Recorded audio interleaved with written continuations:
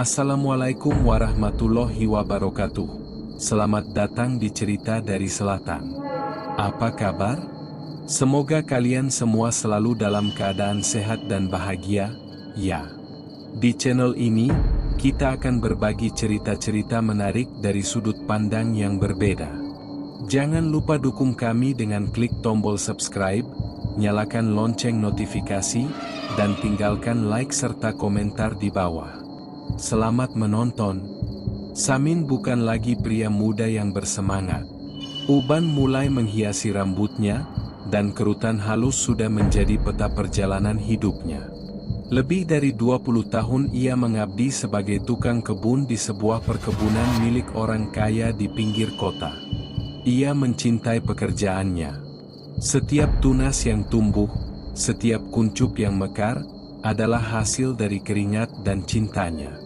Namun, krisis ekonomi datang melanda. Pemilik perkebunan bangkrut dan Samin terpaksa harus kehilangan satu-satunya sumber penghidupannya. Ia kembali ke desa asalnya, dengan hati hampa dan dompet kosong.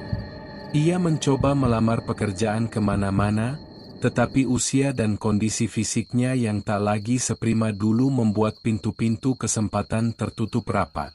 Samin merasa putus asa. Ia tahu, ia harus melakukan sesuatu. Ia tidak bisa hanya duduk diam dan menunggu keajaiban datang. Suatu sore, saat ia sedang duduk-duduk di warung kopi, ia mendengar percakapan warga desa. Mereka membicarakan sebuah rumah tua yang angker di ujung desa. Rumah itu sudah ditinggalkan pemiliknya selama bertahun-tahun. Halamannya yang luas dan rindang kini dipenuhi semak belukar dan gulma. Beberapa orang bilang, rumah itu dihuni oleh hantu. Mereka bercerita tentang suara-suara aneh, penampakan, dan aura dingin yang selalu menyelimuti tempat itu. Siapapun yang berani masuk ke sana, pasti akan pulang dengan demam tinggi, kata Pak RT, suaranya bergetar. Saya dengar, ada yang melihat bayangan anak kecil di jendela lantai atas, Pak, sambung seorang pemuda. Samin mendengarkan percakapan itu dengan seksama. Ia tidak memikirkan hantu, ia memikirkan kebun. Ia membayangkan bagaimana halaman yang luas itu bisa kembali menjadi taman yang indah. Ia membayangkan bagaimana ia bisa mengubah rumput liar menjadi bunga-bunga yang mekar. Ia melihat ini bukan sebagai tempat angker, melainkan sebagai sebuah kanvas kosong. Ia melihat ini sebagai sebuah peluang. Sebuah peluang untuk kembali melakukan apa yang ia cintai. Ia pulang ke rumah, memikirkannya semalaman. Ia mengabaikan semua rumor yang beredar. Ia tahu, ia tidak punya pilihan lain. Ia harus mencoba. Ini adalah satu-satunya kesempatan yang ia miliki. Pagi harinya, ia memutuskan untuk mendatangi rumah angker itu. Jalan menuju rumah itu sunyi. Udara terasa lebih dingin. Di depan gerbang, Samin melihat sebuah papan kayu yang sudah lapuk, bertuliskan, "Dilarang masuk." Ia tersenyum kecil, lalu membuka gerbang.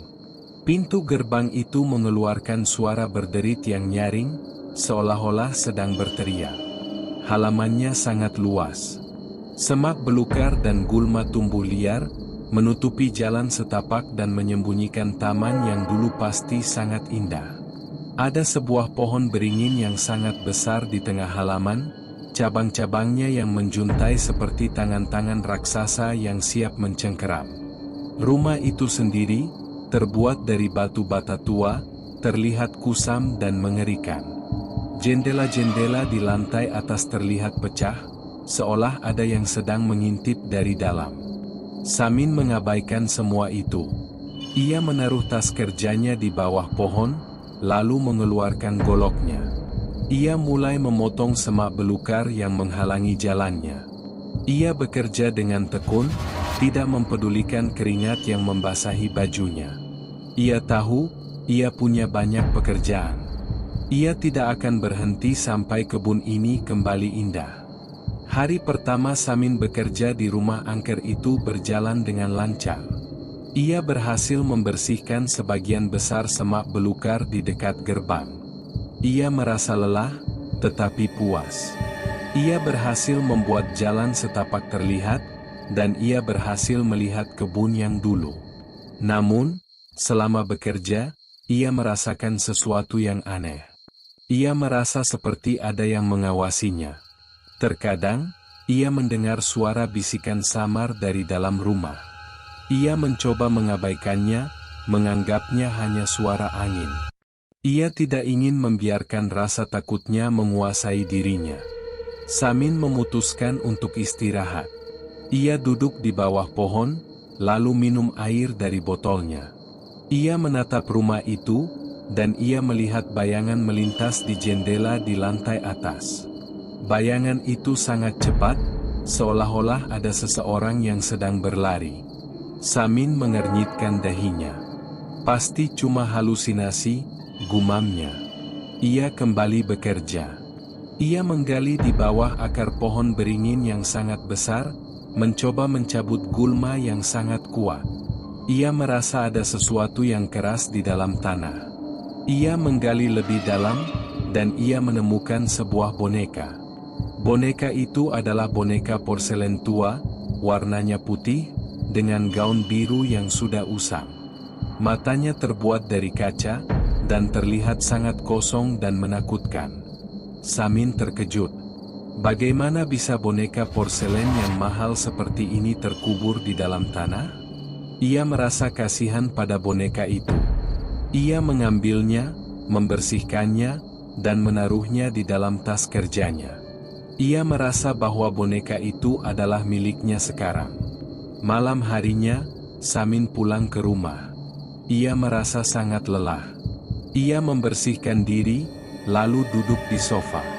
Ia mengeluarkan boneka porselen itu dari tasnya. Boneka itu terlihat begitu cantik, meskipun matanya kosong.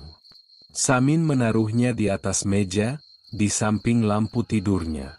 Ia merasa ada sesuatu yang aneh tentang boneka itu. Rasanya dingin, seolah-olah baru saja keluar dari lemari pendingin. Samin memutuskan untuk tidur. Ia memejamkan mata, dan ia langsung tertidur lelap. Namun, tidurnya tidak berlangsung lama. Ia terbangun oleh suara yang sangat pelan. Suara tangisan anak kecil. Suara itu begitu pilu, begitu menyedihkan. Samin duduk, ia mendengarkan. Ia menyadari, suara itu datang dari luar rumahnya. Ia berjalan ke jendela, dan ia melihat keluar. Tidak ada siapa-siapa. Ia kembali ke tempat tidurnya, mencoba tidur lagi. Tetapi suara tangisan itu terus mengikutinya. Suara itu tidak keras, tetapi cukup untuk membuat bulu kuduknya berdiri. Samin menahan napas, ia mendengarkan. Tiba-tiba, ia mendengar suara yang berbeda. Suara langkah kaki di lantai atas.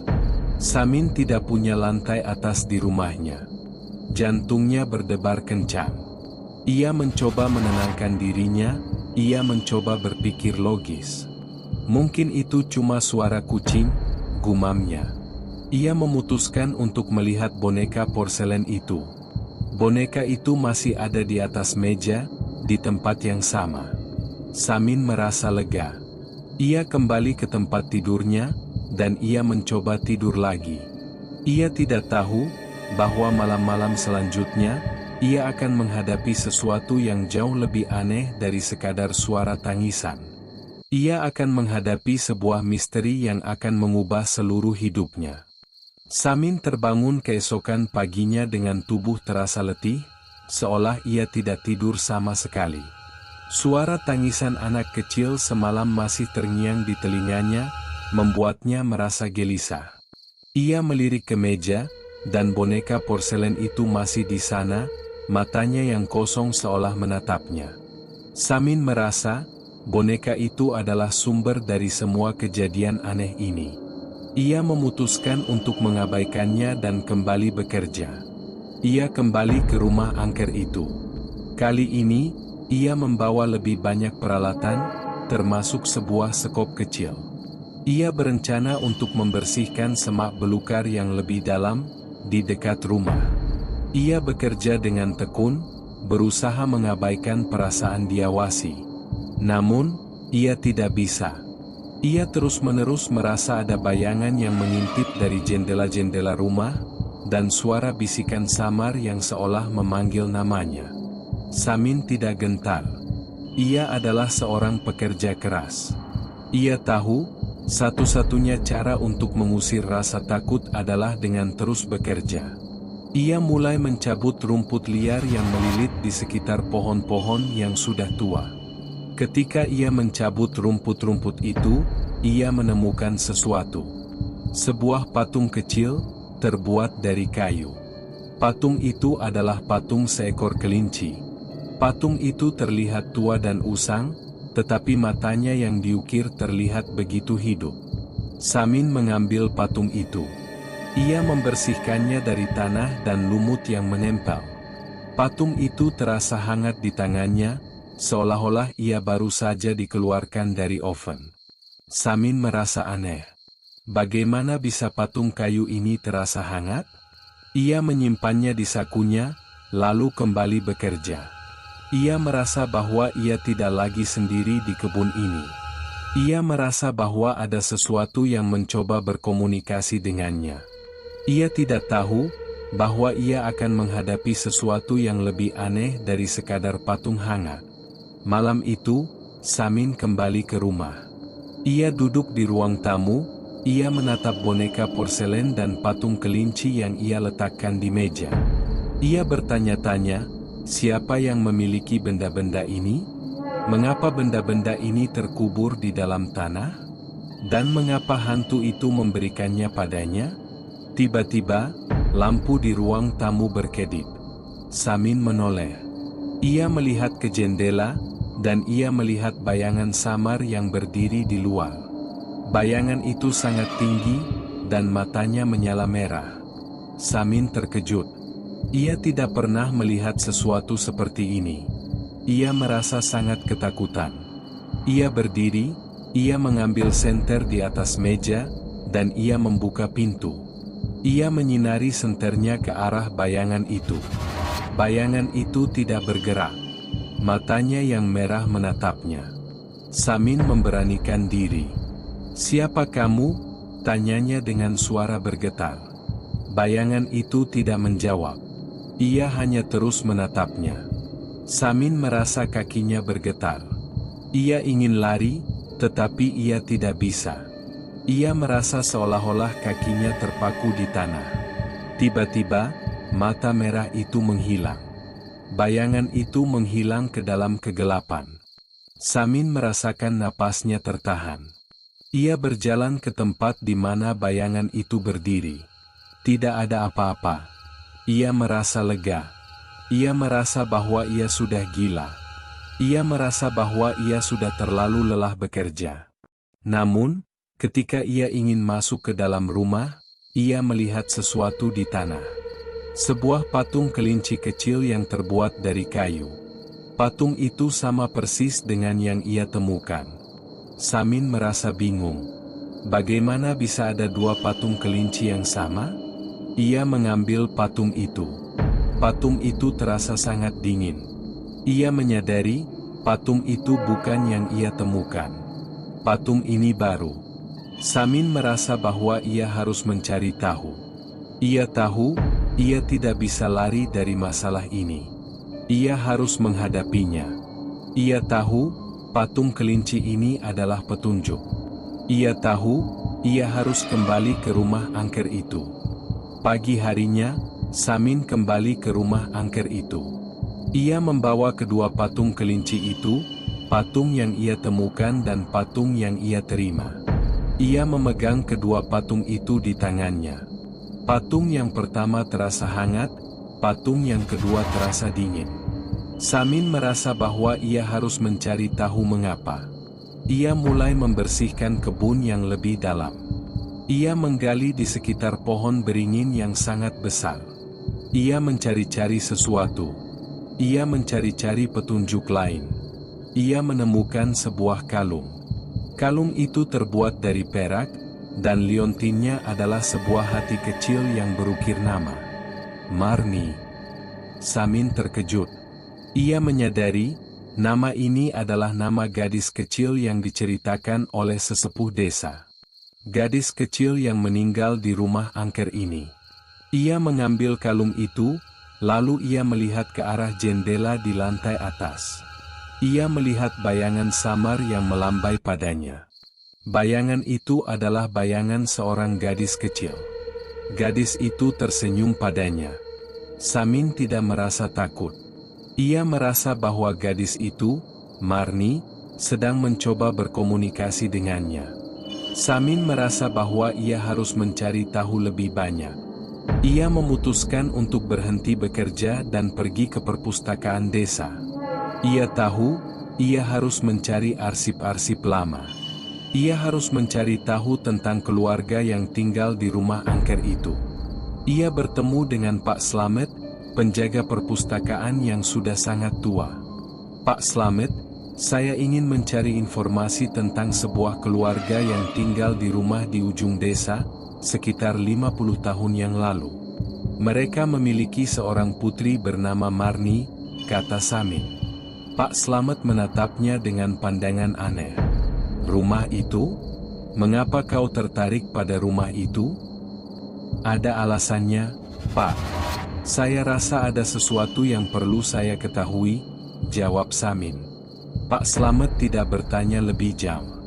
Ia menuntun Samin ke sebuah ruangan kecil yang penuh dengan arsip-arsip lama. Samin mulai mencari, satu persatu. Ia membuka lembaran-lembaran koran tua, yang sudah menguning dan rapuh.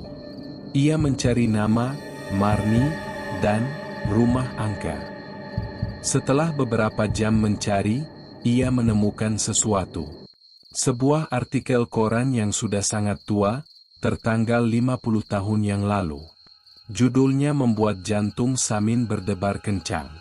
Anak tunggal keluarga kaya meninggal misterius di rumahnya. Samin membaca artikel itu dengan hati-hati. Artikel itu bercerita tentang seorang anak perempuan bernama Marni, yang meninggal karena terjatuh dari tangga. Ada yang mengatakan ia diserang oleh kelinci peliharaannya sendiri, yang membuatnya ketakutan dan jatuh. Ayahnya, seorang pria yang sangat pemarah, sangat terpukul. Ia mengubur semua mainan Marni di kebun sebagai hukuman. Samin menelan ludah. Ia membandingkan deskripsi di artikel itu dengan apa yang ia temukan. Semuanya cocok. Nama Marni, kelinci peliharaan, dan mainan-mainan yang terkubur di kebun. Ia merasa, ia semakin dekat dengan kebenaran. Ia mengucapkan terima kasih kepada Pak Slamet, lalu pergi. Ia tahu, ia harus kembali ke rumah angker itu. Ia harus mengembalikan barang-barang itu. Ia harus membantu arwah Marni agar bisa tenang. Samin kembali ke rumah angker itu dengan pemahaman baru. Rumah itu tidak lagi terlihat seperti tempat yang menakutkan, melainkan seperti monumen dari sebuah tragedi yang terlupakan. Ia mengamati setiap sudut kebun, setiap jendela yang pecah, dan setiap suara bisikan yang ia dengar, tidak lagi dengan rasa takut, melainkan dengan rasa iba. Ia tahu, di balik setiap suara dan bayangan, ada kisah seorang anak kecil yang terperangkap dalam penderitaan. Malam harinya, Samin bermimpi. Mimpi itu terasa begitu nyata, seolah-olah ia kembali ke masa lalu. Ia melihat sebuah adegan yang menyakitkan. Seorang gadis kecil dengan gaun putih, yang tak lain adalah Marni, sedang bermain di kebun yang kini sudah menjadi hutan belukar.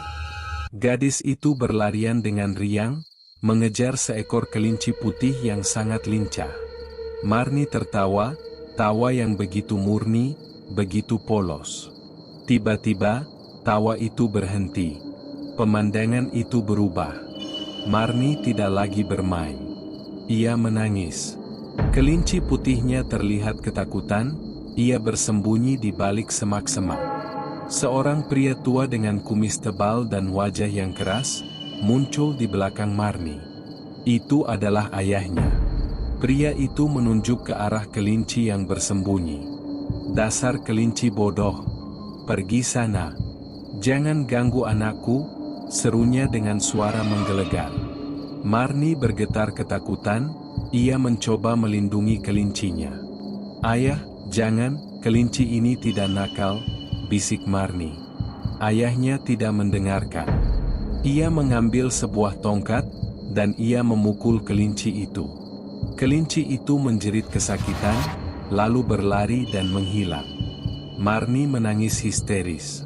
Ia mencoba mengambil kelincinya, tetapi ayahnya menariknya, lalu ia menyeret Marni ke dalam rumah. Adegan itu berpindah. Di dalam rumah, di sebuah ruangan yang besar, sang ayah sedang memarahi Marni. "Kau anak yang nakal. Kenapa kau main dengan binatang bodoh itu? Ayah sudah bilang, jangan main dengan kelinci itu," serunya. Marni menangis, ia tidak berani menatap ayahnya. Ia hanya menunduk, memeluk boneka porselennya. Tiba-tiba, sang ayah merebut boneka itu, lalu membantingnya.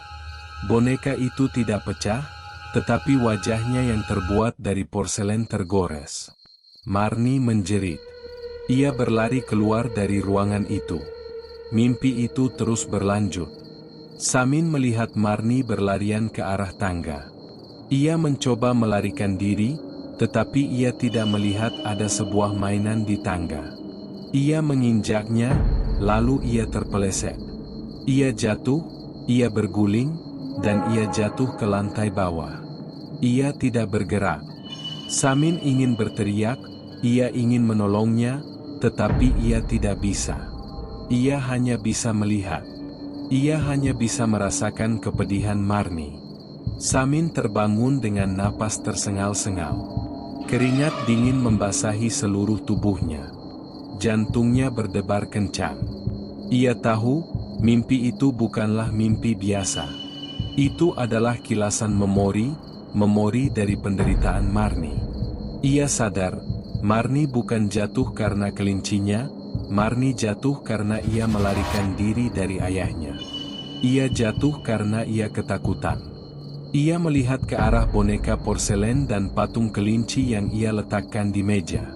Ia menyadari, patung kelinci itu adalah kelinci peliharaan Marni. Patung itu terasa hangat karena kelinci itu masih hidup dalam ingatannya. Dan patung kelinci yang ia temukan di luar rumah, yang terasa dingin, adalah patung kelinci yang dibuat ayahnya, patung yang sudah mati. Samin merasa bahwa ia harus melakukan sesuatu. Ia tidak bisa membiarkan arwah Marni terus menderita. Ia harus mencari tahu apa yang terjadi. Ia harus menemukan kebenaran di balik semua ini. Dengan pemahaman baru, Samin kembali ke rumah angker itu keesokan harinya. Ia tidak lagi membawa peralatan berkebun, melainkan tekad untuk memecahkan misteri ini. Ia tahu, kunci dari semua ini bukanlah di luar rumah, melainkan di dalam rumah. Ia membuka pintu depan yang berderit. Aroma apek dan lembab menyambutnya. Debu tebal menyelimuti setiap perabot. Samin menyalakan senter, dan ia mulai menjelajahi rumah itu. Ia naik ke lantai atas, ia melihat tangga tempat Marni jatuh. Ia merasakan aura yang sangat dingin dan sedih di sana. Ia menjelajahi setiap ruangan. Kamar tidur, kamar mandi, ruang makan, hingga akhirnya ia tiba di sebuah ruangan yang besar. Ruangan itu adalah perpustakaan. Rak-rak buku yang tinggi penuh dengan buku-buku yang berdebu. Samin merasa, ia harus mencari sesuatu di sini. Ia mulai membersihkan rak-rak buku. Ia mengambil buku satu persatu, ia membukanya, ia membolak-baliknya. Ia mencari sebuah jurnal. Sebuah jurnal yang bisa menceritakan kisah dari sudut pandang ayahnya. Setelah beberapa jam mencari, ia menemukan sesuatu. Sebuah buku yang tebal, tetapi tidak berdebu. Buku itu adalah sebuah jurnal harian. Samin membukanya. Halaman pertama bertuliskan, catatan harian Ayah Marni. Samin membaca jurnal itu dengan hati-hati. Jurnal itu berisi catatan harian dari Ayah Marni. Ia menceritakan tentang perasaannya. Ia menulis tentang kekecewaannya pada dirinya sendiri, karena ia tidak bisa menjadi ayah yang baik. Ia menulis tentang rasa marahnya yang tidak terkontrol. Ia menulis tentang bagaimana ia memarahi Marni, bagaimana ia memukul kelinci peliharaan Marni. Ia menulis tentang penyesalannya. 10 Oktober 1975, aku memarahi Marni lagi hari ini. Aku tidak tahu mengapa aku begitu pemarah. Aku tidak tahu mengapa aku tidak bisa menjadi ayah yang baik. Aku memukul kelinci itu. Aku melihat Marni menangis. Aku merasa sangat bersalah. Aku berharap, suatu hari nanti, aku bisa menjadi ayah yang lebih baik. 15 Oktober 1975, Marni tidak mau berbicara denganku. Ia terus memeluk boneka porselennya. Aku mencoba berbicara dengannya, tetapi ia tidak mau mendengarku. Aku merasa sangat sedih. Aku ingin memeluknya, tetapi aku tidak tahu cara melakukannya. 20 Oktober 1975, aku menemukan Marni terjatuh dari tangga. Aku tidak tahu apa yang terjadi. Aku merasa sangat panik. Aku memanggil dokter, tetapi sudah terlambat. Ia pergi. Ia meninggalkanku. Aku merasa sangat hancur. Aku adalah ayah yang buruk. Aku tidak bisa melindunginya. Samin membaca jurnal itu sampai halaman terakhir. Halaman terakhir adalah tulisan tangan yang bergetar. Ayah Marni menulis tentang bagaimana ia tidak bisa hidup tanpa Marni. Ia menulis tentang bagaimana ia ingin mati. Ia menulis tentang bagaimana ia akan membuang semua mainan Marni ke kebun sebagai bentuk pelepasan emosi. Ia ingin melupakan semuanya. Samin menutup jurnal itu. Ia merasakan kepedihan yang sangat dalam. Ia menyadari, ayah Marni bukanlah orang jahat. Ia hanya orang tua yang tidak tahu cara mencintai. Ia adalah korban dari emosinya sendiri. Ia adalah orang yang menderita. Ia juga menyadari, Marni bukanlah hantu yang jahat. Ia hanya hantu yang ketakutan. Ketakutan itu berasal dari ayahnya. Ia terperangkap di antara rasa takut dan cinta yang tidak terucap. Samin tahu, ia harus melakukan sesuatu. Ia harus membantu Marni dan ayahnya. Ia harus menyatukan mereka. Ia harus mengembalikan kedamaian pada rumah ini. Ia tahu, ia tidak bisa lari dari masalah ini. Ia adalah satu-satunya orang yang bisa membantu mereka. Dengan jurnal di tangannya, Samin keluar dari rumah angker itu. Ia tidak lagi melihat rumah itu sebagai tempat yang menakutkan, melainkan sebagai sebuah panggung di mana sebuah drama tragis pernah dimainkan. Ia menyadari, setiap gangguan yang ia alami bukanlah untuk menakutinya, melainkan sebuah permintaan tolong yang putus asa.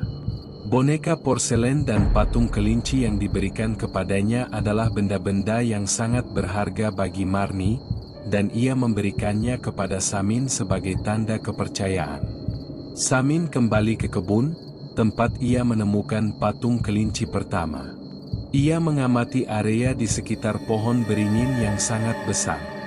Jurnal ayah Marni menyebutkan bahwa ia membuang semua mainan Marni ke kebun sebagai pelampiasan emosi.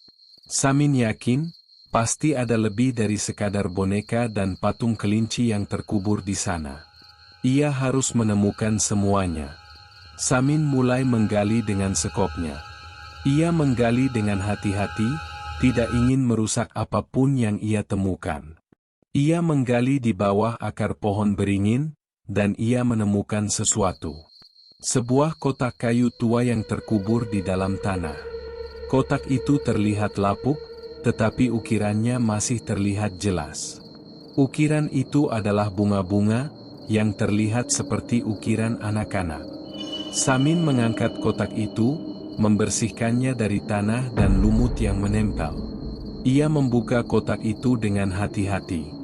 Di dalamnya, ada sebuah kalung dengan liontin berbentuk hati, sebuah pita rambut, dan beberapa kelereng.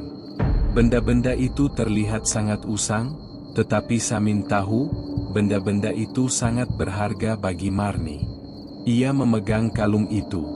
Rasanya dingin, tetapi ia merasakan aura kesedihan yang sangat dalam. Ia merasakan bahwa kalung itu adalah kalung kesayangan Marni, yang mungkin ia kenakan saat ia meninggal. Samin tidak tahu, bahwa kalung itu adalah petunjuk terakhir yang akan membawanya pada sebuah perdamaian yang abadi. Malam itu, Samin kembali ke rumah Angkel. Ia membawa semua benda yang ia temukan, termasuk boneka porselen dan patung kelinci. Ia duduk di ruang tamu, dan ia menaruh semua benda-benda itu di atas meja. Ia menatap benda-benda itu, lalu ia melihat ke arah jendela. Ia tahu, Marni sedang mengawasinya. "Marni," bisik Samin. "Aku sudah menemukan semua barangmu. Aku tahu kamu kesepian. Aku tahu kamu butuh bantuan. Aku akan membantu kamu." Tiba-tiba, ia merasakan angin dingin berhembus. Semua lilin di ruangan itu padam. Suasana menjadi gelap dan mencekam. Samin tidak merasa takut. Ia tahu, Marni tidak akan menyakitinya. Ia hanya mencoba berkomunikasi dengannya. Ia mendengar bisikan samar di telinganya, kali ini bisikan itu lebih jelas. "Ayah, aku ingin ayah." Suara itu begitu sedih, begitu memilukan. Samin mengerti. Marni tidak hanya ingin barang-barangnya kembali, ia juga ingin ayahnya kembali. Ia ingin ayahnya meminta maaf. Ia ingin ayahnya memeluknya. Ia ingin ayahnya mencintainya. Samin merasa bahwa ia harus melakukan sesuatu. Ia harus menyatukan mereka. Ia harus membantu Marni dan ayahnya menemukan kedamaian. Samin tahu, ia tidak bisa mengabaikan permintaan Marni.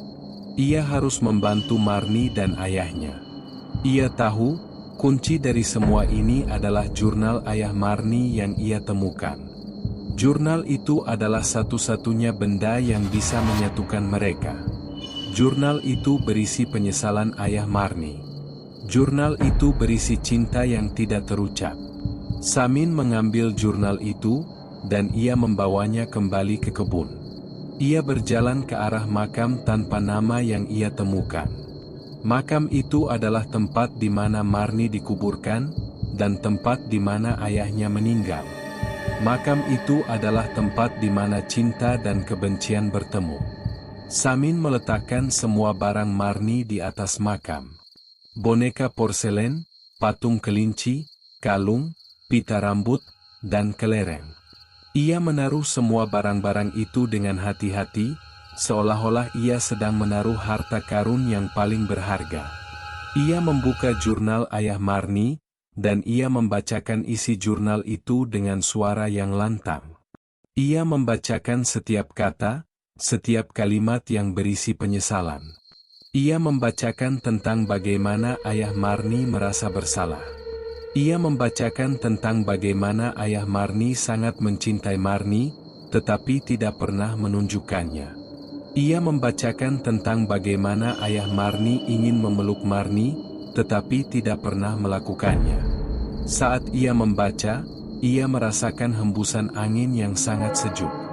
Ia melihat siluet samar seorang gadis kecil, berdiri di antara pepohonan. Gadis itu adalah Marni.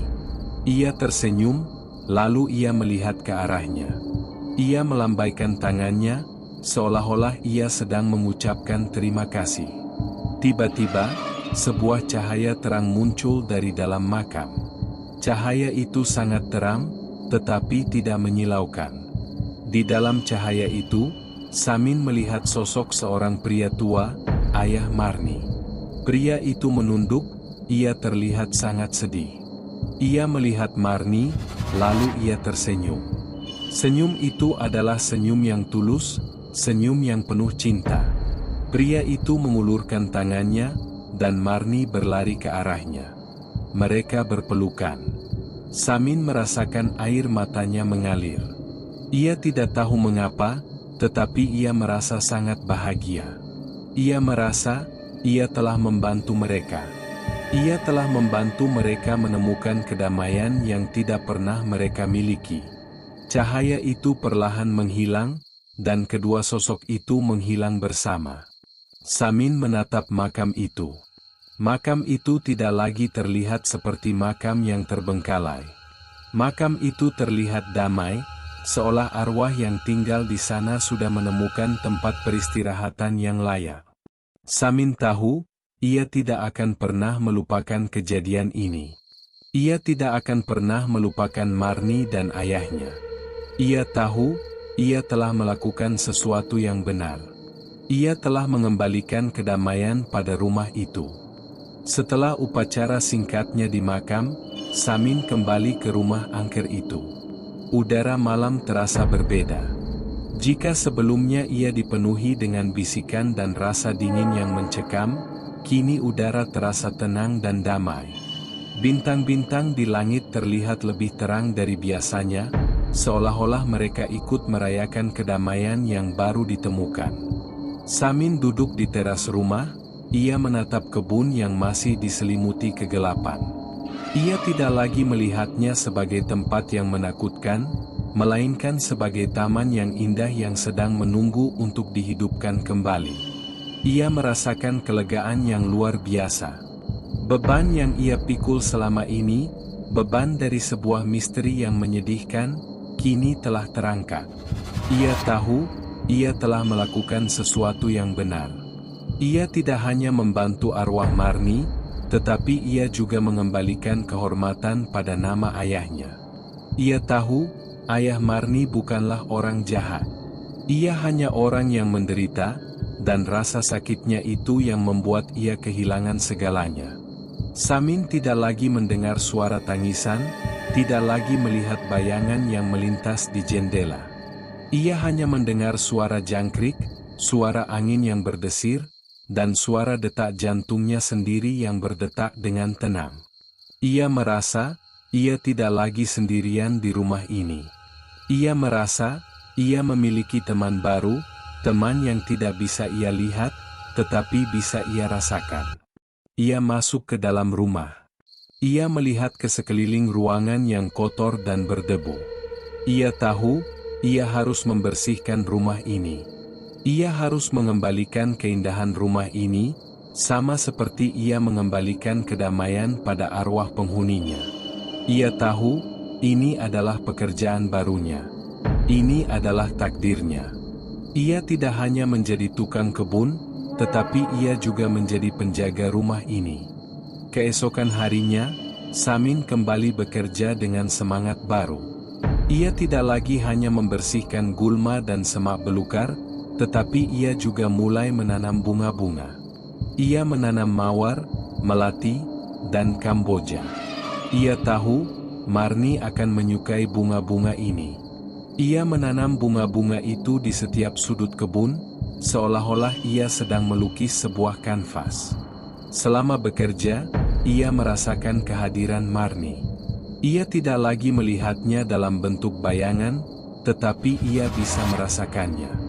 Ia bisa merasakan senyum Marni, ia bisa merasakan kebahagiaan Marni. Ia merasa, Marni sedang membantunya. Suatu sore, saat ia sedang menanam mawar, ia menemukan sesuatu. Sebuah koin emas tua yang berkilauan. Samin terkejut. Ia mengambil koin itu, ia membersihkannya, dan ia melihat ukiran yang samar di atasnya. Ukiran itu adalah seekor kelinci. Samin tahu, kain ini adalah milik ayah Marni.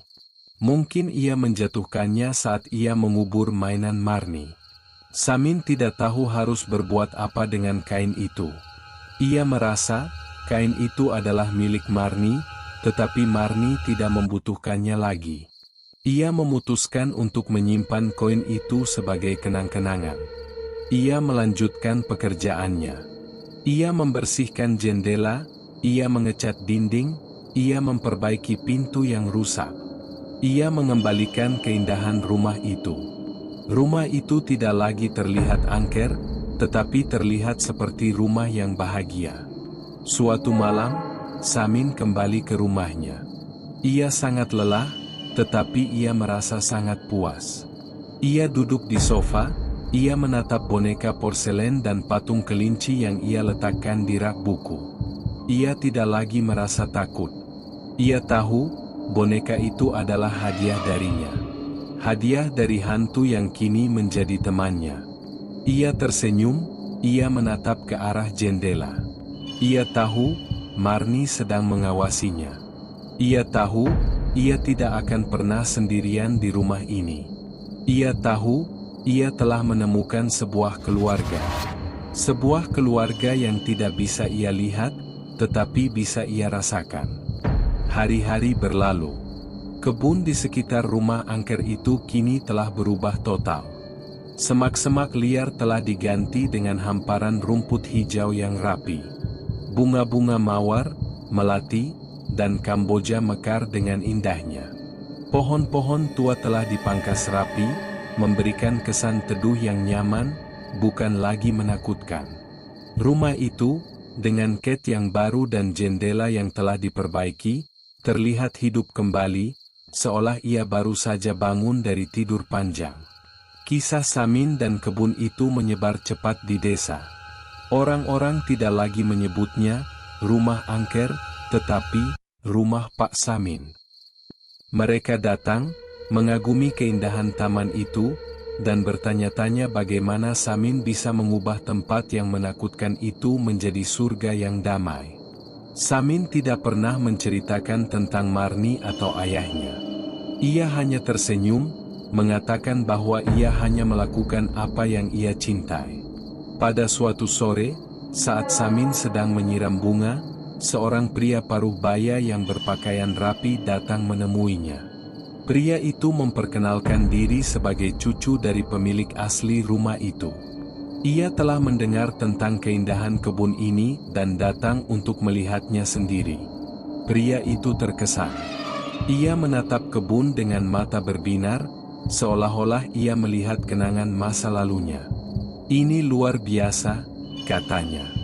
"Saya tidak percaya ini adalah tempat yang sama dengan yang saya lihat di foto-foto lama. Anda telah melakukan pekerjaan yang luar biasa, Pak Samin." "Saya hanya mencoba mengembalikan keindahan yang sudah ada di sini, Tuan," jawab Samin dengan rendah hati. Pria itu tersenyum. Ia menawari Samin pekerjaan tetap sebagai penjaga kebun, dengan gaji yang sangat baik. Samin menerimanya. Ia tahu, ini bukan hanya sebuah pekerjaan. Ini adalah takdirnya.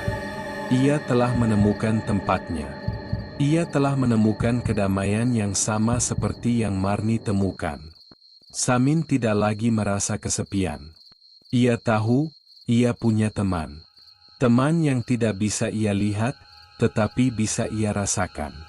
Ia sering berbicara sendiri, memberitahu Marni tentang bunga-bunga baru yang ia tanam, tentang kelinci-kelinci kecil yang datang ke kebun, dan tentang betapa indahnya tempat ini sekarang.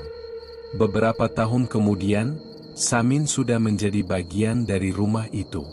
Ia merawat kebun dengan penuh cinta, sama seperti ia merawat Marni. Ia tidak pernah melupakan apa yang terjadi. Ia menyimpan boneka porselen dan patung kelinci di sebuah kotak kecil, di bawah tempat tidurnya. Setiap kali ia melihat benda-benda itu, ia tersenyum. Ia tahu, benda-benda itu adalah hadiah. Hadiah yang lebih berharga dari emas. Ia mengajari anak-anak muda di desa tentang cara berkebun. Ia mengajari mereka untuk mencintai alam, dan ia mengajari mereka untuk tidak takut pada hal yang tidak mereka mengerti. Ia menceritakan tentang keindahan di balik rumah yang menakutkan. Ia menceritakan tentang kekuatan cinta dan pengampunan. Suatu hari, saat ia sedang duduk di bangku taman, Ia melihat dua anak kecil sedang berlarian, bermain petak umpet.